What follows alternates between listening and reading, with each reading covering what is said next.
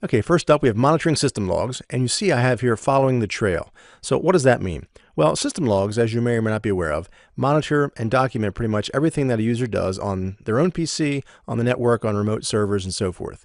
All right, so we have event logs, we have audit logs, security logs, and then access logs. So these are like the four main categories of logging that we can turn on or off within our systems. And if we take a look at some of these a little more closely, we'll see that logging leaves traces. All right, so everything that we do, as I mentioned, has some type of capture of evidence, if you will, for lack of a better term. All right, it's not necessarily a criminal investigation, but there is evidence of activity. So that logging allows for a variety of investigative and trending tasks. All right, it doesn't necessarily have to be an investigation for some type of criminal or malicious intent. It can also just give us trending information as to, is the application degrading over time, or did that specific upgrade that we do have a positive effect? All right, so the analysis we can do with logs, we can do forensic investigations, we can do trending, alerting, or monitoring of activity, as I mentioned. And you'll see here there are four main categories, three really, that we need to concern ourselves with, and that is critical, warning, informational, and then we have a question icon as well. So when you look at your event logs or your system logs or your security logs and you see these things, you'll know obviously the thing in red, critical, are the ones that jump out at you.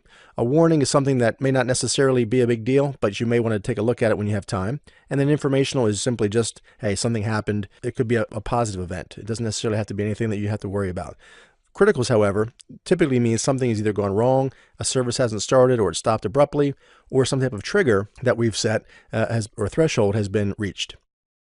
Okay, so if we look at a security log as an example, you'll see we have a number of subcategories under our Windows log section. All right, we have application, security, setup, system, and forwarded events. This happens to be on a Windows 7 system. It's much the same on Windows 8 and Windows 10. All right, there's different levels of or different categories of logging. Mac has their own logs, Linux systems have their logs as well.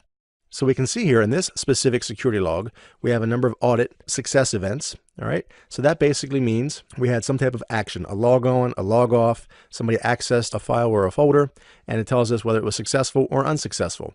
And then you'll see below we have the security ID, the account name, the domain that it was in. In this case, it's a work group because it's not part of an Active Directory domain, but if it were, we would see the AD domain there as well.